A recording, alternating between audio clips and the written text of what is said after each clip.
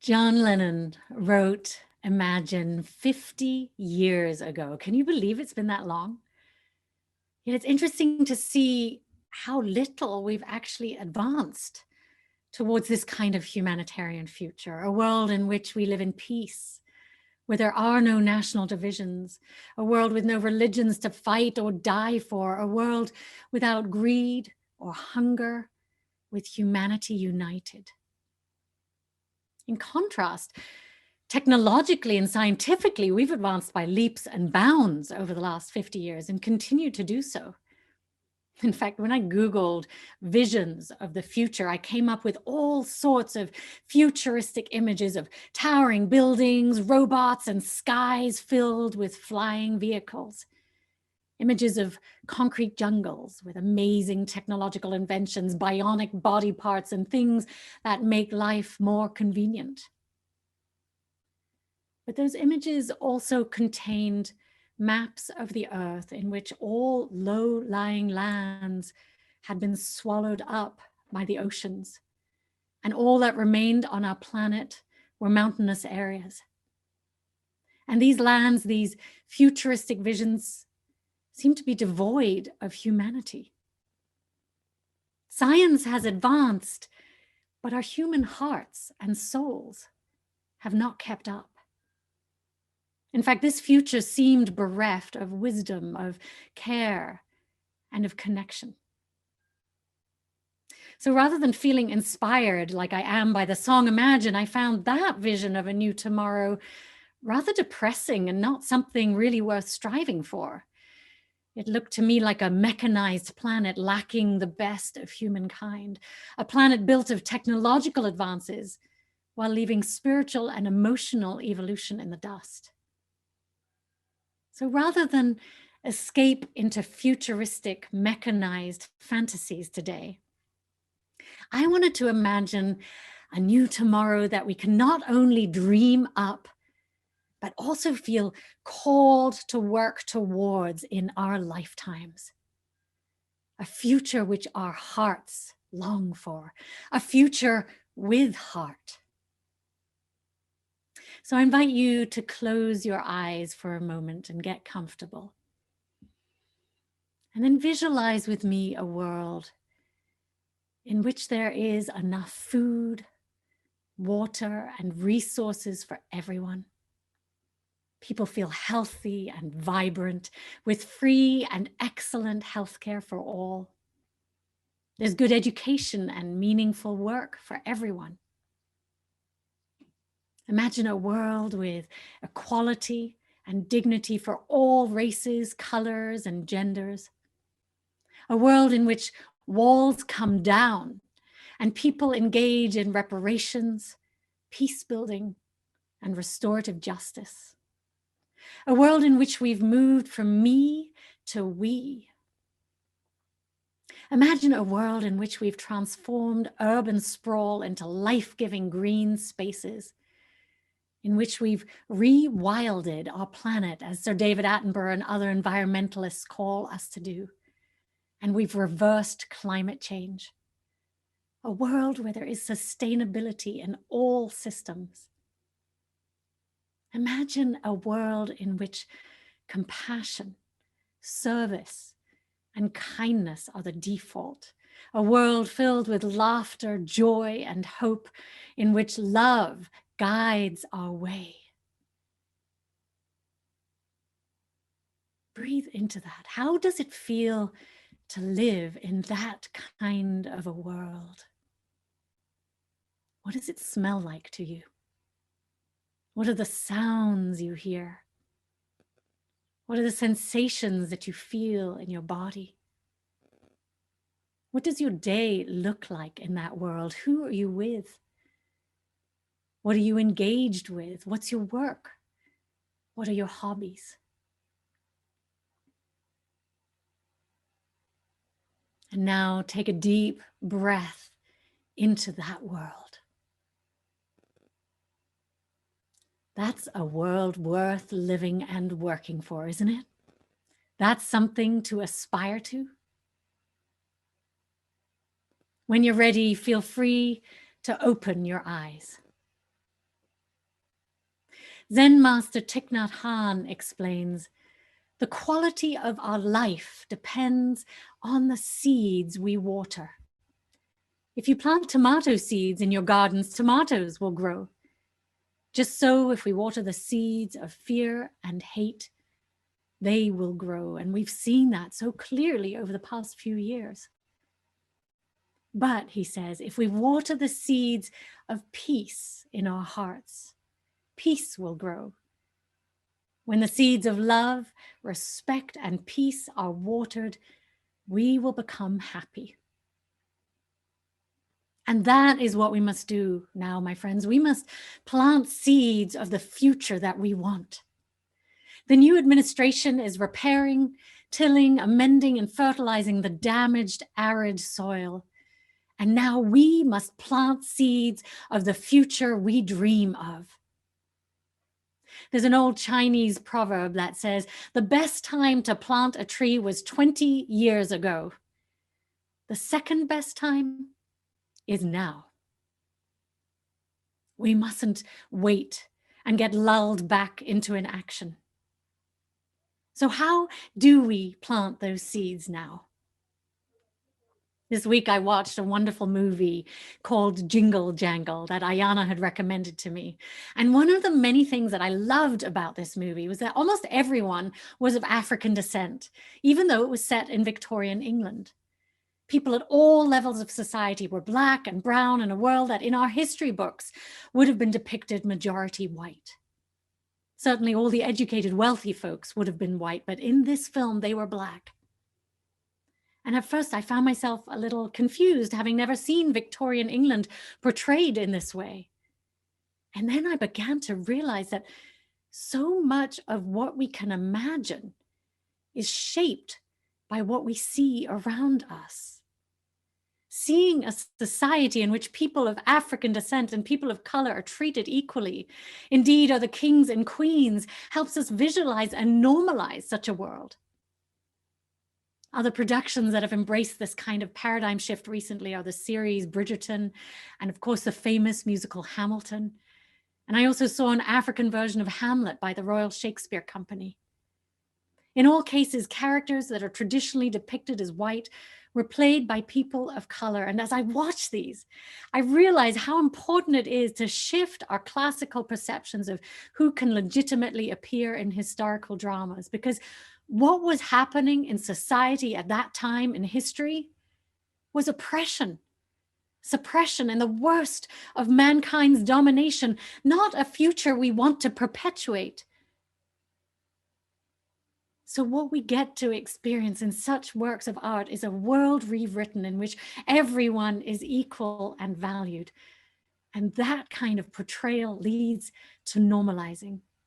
And we must encourage more depictions of races and cultures being equal so that we can collectively rewrite our biases. Just like Alexandria Ocasio-Cortez's story just now showed us a future that we can live into.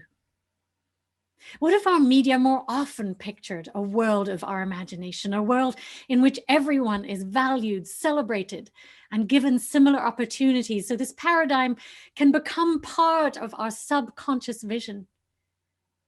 It's almost like we need to reprogram our minds from the cruel, oppressive, and unkind history by depicting a past that inspires the future we want.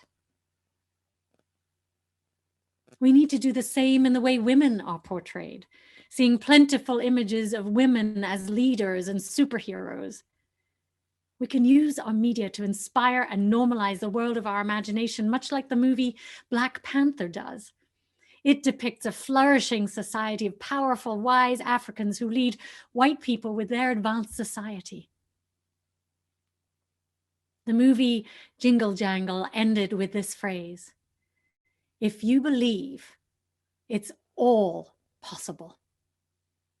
And I would add to that, if you believe, if you envision, and if you act, it's all possible. The way we imagine the future, my friends, can alter the way we act in the present. Wangari Maathai, the Nobel Prize-winning Kenyan activist, also envisioned a future of rewilding. She led the movement to plant millions of trees in the deforested lands of Africa and said there comes a time when humanity is called to shift to a new level of consciousness, to reach a higher moral ground, a time when we have to shed our fear and give hope to each other. This is such a time, my friends. This is a time for us to shift to a new level of consciousness. This is a time to move from fear to hope. These last 4 years have been enormously challenging and fear-ridden for so many of us. They were a time of tremendous pain, of suffering, trauma, and discord. A time in which the worst of humanity got to flourish.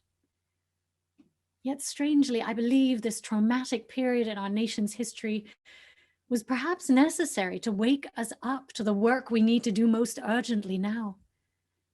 The work of repairing human hearts so that we can see our impact on one another and the planet. The work of opening our hearts so that we can feel our interconnectedness one with another. And the work of softening our hearts so we can see each other with kindness and treat each other with respect and compassion. Many of us had been lulled into complacency, believing the world as it was just fine. People threw around the phrase post-racial society and believed women and other marginalized populations had found equality. People were complacent about our climate and the planet's future. And even if things weren't perfect, many people thought they were at least tolerable. Well, hindsight is really and truly 2020, isn't it? Who knew how much greater meaning that phrase would have now? These past few years have disabused us of many notions. They've clearly shown in dramatic fashion the distended underbelly of our culture, one in which prejudice, hatred, willful ignorance, and greed run rife. It's like fate grabbed us by the shoulders and shook us, saying, "Now do you see it? Now can you see the chronic dysfunction, the sickness that has been there all along?" Life has been like the ghost of Christmas future and woken us out of a terrifying vision that few of us want. Likewise, the pandemic, much as it is awful and scary and taking a horrendous toll on so many, it's also giving us a chance to re-envision our future. We're all experiencing life, our work, our families, our planet, and the many things we took for granted in a different way now. And much of what were false comforts will fade away as we begin to realize which activities and which relationships truly matter. What is of deepest value in life? What can help us build resilience, courage, joy, and love despite difficult times? So what shall we do upon awakening? My friends, we must not allow ourselves to go back to sleep. Can we promise that to one another? We must not be lulled into a false sense of security now that we have a more compassionate leader. We must remember the nightmare of the ghost of Christmas future that they have shown us. We must double down and work methodically with passion and care to make sure we never create such a time for ourselves, for our children, or our children's children again. One of my colleagues, Reverend Elizabeth Stevens, wrote a poem I'd like to share with you. Oh, my dear ones, I know you were hoping for a once and done, for an earthquake, a tidal wave, hoping that if we gave it our all, a single push would be enough. That after this, we could sink back into complacency, back into the comfort of our privilege. I confess in the secret corners of my heart, I wanted to believe it could be that easy, she writes, that justice would emerge as from an egg fully grown, not with wet down and weak wings. But beloveds, we are chipping away at a mountain, not a boulder. Calcified structures created to oppress, control, kill. Thousands of years with this stupid idea that some are more worthy, some deserve power by virtue of who they are, what they look like, which tribe they claim. Erosion is slow work, sweethearts. Celebrate the progress, the triumphs. Celebrate also the heartbreaking almosts. Breathe. Rest for a time. Then get up and turn again toward kindness, toward your neighbor in need, toward those who are still trapped in the stone. Tell them, I won't give up. Tell them, I am with you. Tell them, for you, I will eat rocks. For you, I will keep chewing, keep grinding until the mountain crumbles to dust.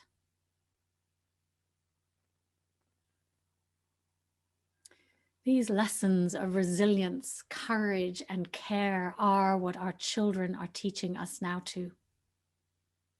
One of Chalice's newer visitors, Charmian, who's here with us today, shared with us last week in our starting point class how her granddaughter, Charlotte, who's only 4 years old, views the world. As Charmian and Charlotte were walking to the beach together, the little girl took off running ahead.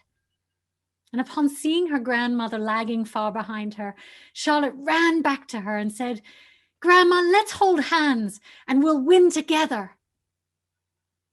Isn't that amazing? So precious and wise.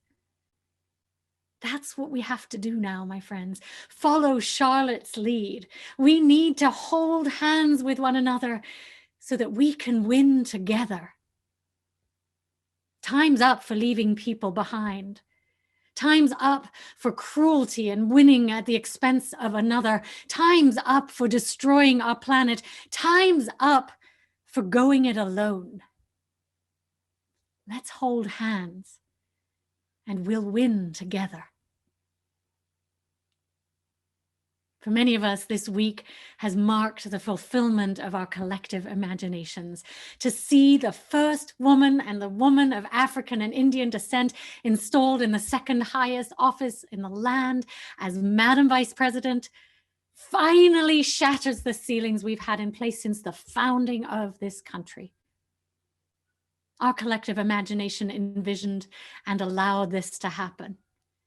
Not only that, but having someone like Kamala Harris in that position will unleash the imaginations of so many girls in our country, as does seeing and hearing our youngest ever inaugural poet, Amanda Gorman.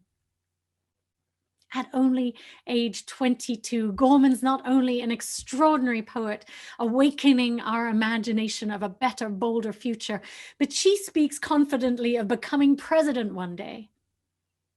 For the first time in our country, hearing dreams like that are no longer the stuff of imagination. And seeing empowered women of color like Alexandria Ocasio-Cortez and Rashida Tlaib and others in Congress now means that this dream is available to all. Just as Joe Biden has emboldened people with speech impediments to know that they can succeed as well. In Amanda Gorman's inaugural poem, The Hill We Climb, she said, "We are striving to forge a union with purpose, to compose a country committed to all cultures, colors, characters, and conditions of man. And so we lift our gaze not to what stands between us, but what stands before us. We close the divide because we know to put our future first, we must first put our differences aside." My friends, now is the time to put aside our differences so we can put our future first. a bold, beautiful future in which we compose a country committed to all cultures, colors, characters, and conditions of man. In fact, I heard from one of our wonderful young adult members yesterday, Aitana Sierra, who's with us too at worship today. And you've heard her speak in our worship services.